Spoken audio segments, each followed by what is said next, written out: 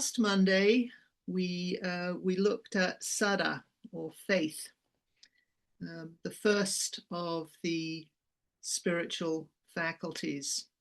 And so today we're going to look at the second one, which is viriya, usually translated as energy or effort, or sometimes diligence.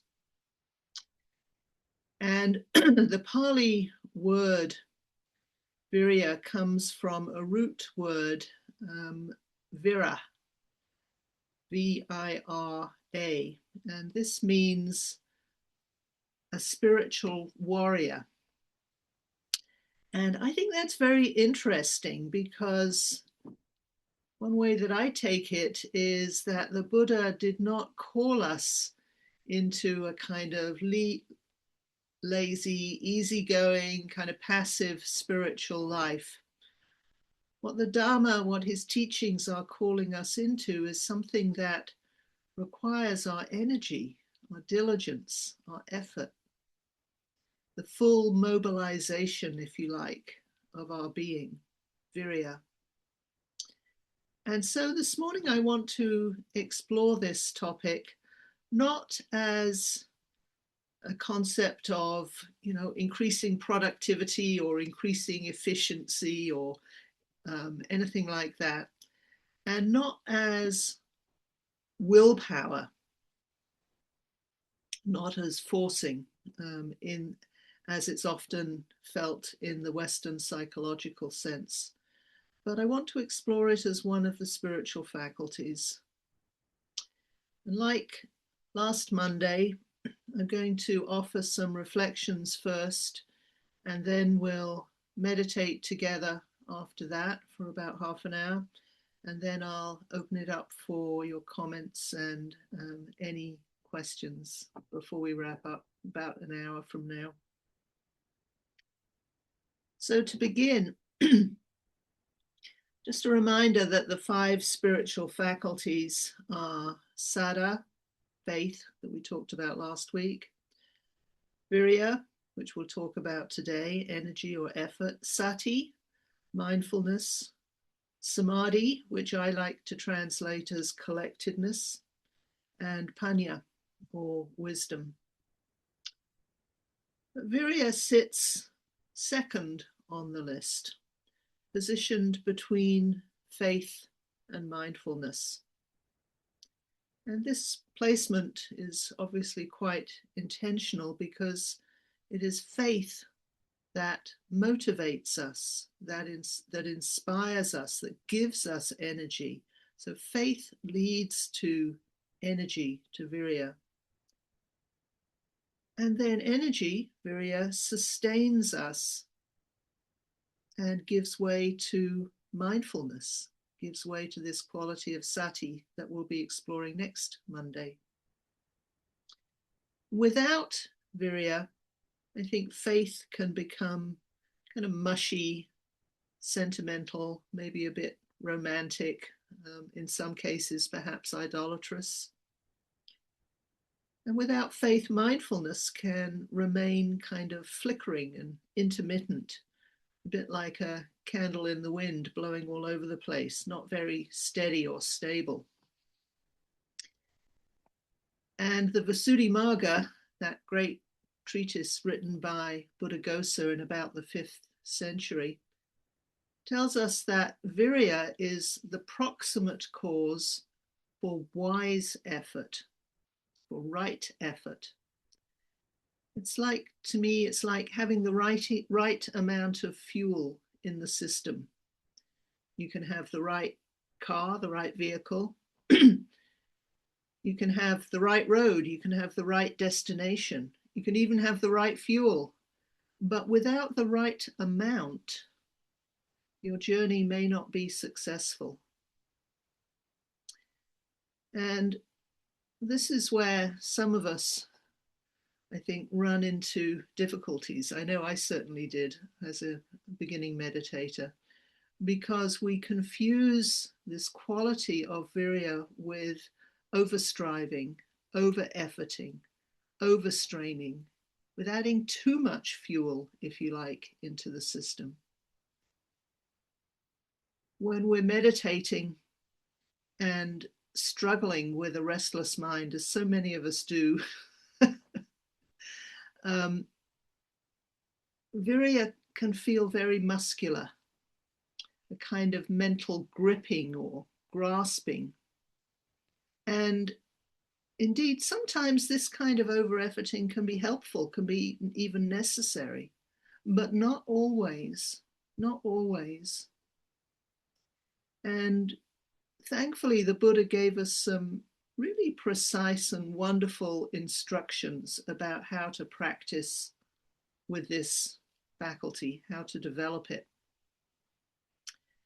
So, for example, most of you are probably aware of the Sona Sutta, which is Anguttara Nikaya 655. When the Buddha asks the Venerable Sona, who's a monk who's been a musician before he ordained, and he was practicing walking meditation so strenuously, apparently, that his feet were bleeding and all raw. Anyway, the Buddha asked him, when you were a skilled player of the lute, was the instrument in tune when the strings were tuned too tightly? And of course, Sona says, no, made a screechy sound. And then the Buddha asks, and when the strings were tuned too loosely? And Sona replies, no, it sounded flat and horrible. And then the Buddha asks, and when the strings were tuned neither tight nor too loose? And Sona answered, yes, it played beautiful music that was in tune. And this is viriya. So viriya is not necessarily a clenching or tight effort, and it's not the non-effort of spiritual laziness, but it's tuning those strings of our body, mind, and heart to the exact tension that allows it all to sing, to play beautiful music.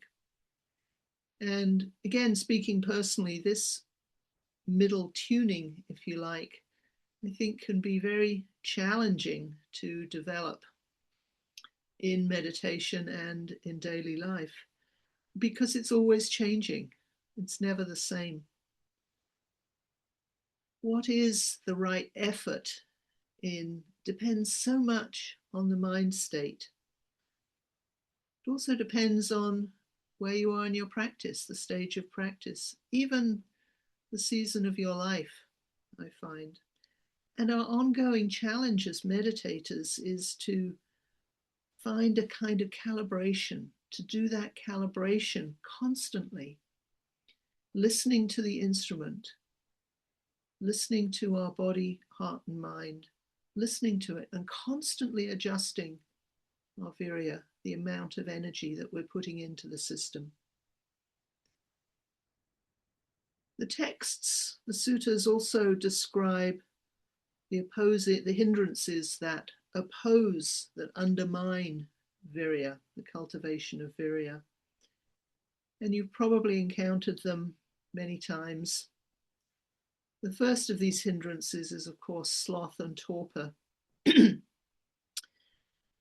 And I think there is something that distinguishes sloth and torpor from simple fatigue or tiredness.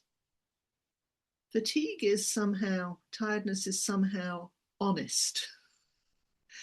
You know, you've been doing a lot, you've been whatever, you've been out there and you're tired, physically tired, or maybe you've been engaged in some mental task that's left you tired. It's honest, but sloth and torpor often conceal themselves. They can be pretty sneaky, and again, in my experience. Sloth and torpor can wrap themselves in ideas like, I'm resting, or I'm letting go. And in this Buddhist tradition that values calmness and peacefulness and stillness so highly, I think sloth and torpor know how to disguise themselves and hide themselves really well. So to investigate this, what I found helpful is just to simply ask, is knowing present? Is awareness present? Is it bright and clear and responsive, or is it kind of foggy, kind of lethargic? And if it's kind of foggy and lethargic, then it's probably sloth and torpor, or at least has an element of that rather than genuine tiredness. The second hindrance, I think, that can undermine viriya is, of course, the opposite, restlessness and worry. And here there's a lot of energy present, but sometimes it's misdirected. It can vibrate, it can scatter us, it can spin us out. There's a restlessness in the body and a sense of worry or anxiety in the mind. And sometimes when we experience sloth and torpor, we kind of overcorrect and we find ourselves in this territory of restlessness and worry, trying too hard, being too vigilant, because the effort itself can create turbulence in the mind.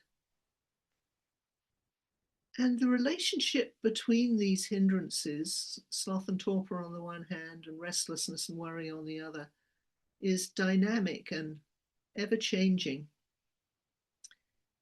And in a single setting, you might encounter both of them, or perhaps one is more predominant than the other. I know sloth and torpor is my favorite hindrance, or one of my favorite hindrances.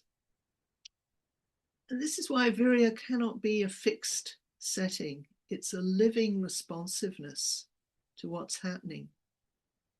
And I think this becomes even clearer if we look at, if we look at viriya as one of the 7 factors of awakening, as well as one of the spiritual faculties.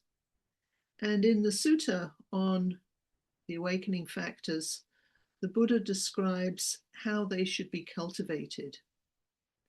So when sloth and torpor are present, we probably shouldn't be trying to arouse samadhi or collectedness, because this would probably worsen the sloth and torpor. It is the time to cultivate the energizing awakening factors of investigation and energy and rapture, piti. Conversely, when restlessness and worry are present, there's no need to arouse more energy because we've already got it. This is the time for the calming awakening factors, tranquility, samadhi, and equanimity. What's needed here, of course, is sati, mindfulness, because it acts as the witness that knows which condition, sloth and torpor, or restlessness and worry, you'll actually experience. So viriya, I think, when we properly understand it, is not just about effort.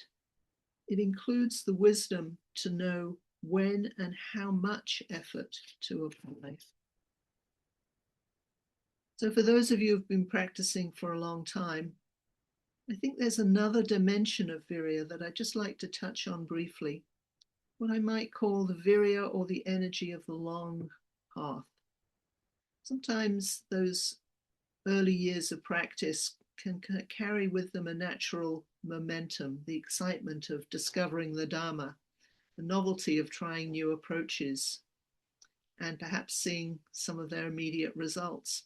It's like that bright faith period that I was talking about last week. And in those years, viriya can sometimes feel almost effortless. But mature practice, I think, is different because the landscape is already familiar. The maps have been internalized, but there is a deeper territory still to explore. And this is where viriya, I think, must become something more fundamental than simple enthusiasm. It must have, as the texts say, have the quality of a warrior, being steady, clear-eyed, not fed by mere excitement, but rooted in something deeper. And the Pali word arada viriya speaks to this aroused energy, the willingness to not give up, the willingness to, as the Buddha said, sit until skin, sinew, and bone remain. So we return to where we began. Viriya is that quality that says, this matters, this breath, this moment, this sitting. And I'll leave you with a quote from Ajahn Chah, who was once asked, how do you maintain viriya across so many years, decades of practice? And he thought for a moment, and then he said, I am still curious. He was still interested, still looking, still willing to be here with what is true. This is viriya. So let's move into our meditation period now.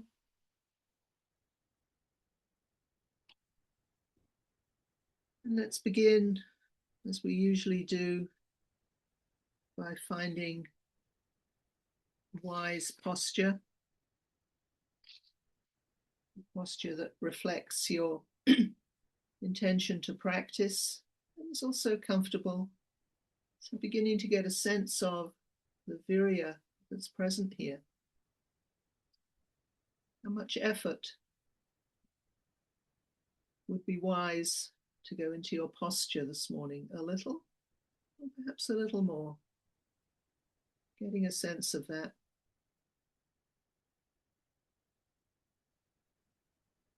Closing your eyes when you've established a posture. If that feels like a wise way to practice this morning. Or just keeping a soft downward gaze if you prefer.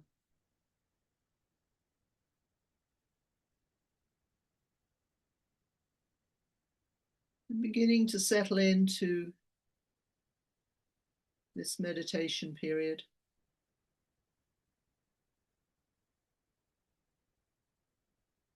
Perhaps checking in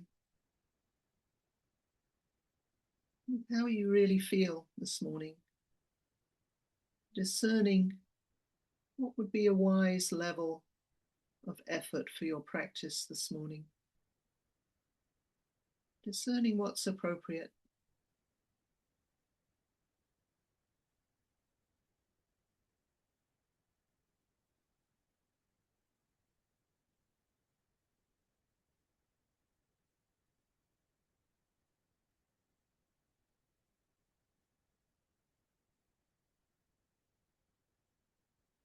And I invite you in this time to be alert for viriya. So on the one hand, discerning what is appropriate, how much effort is appropriate, what qualities of effort. And then using just that much, not too little, not too much, so that the strings of your instrument are perfectly tuned, so that your instrument can sing this morning.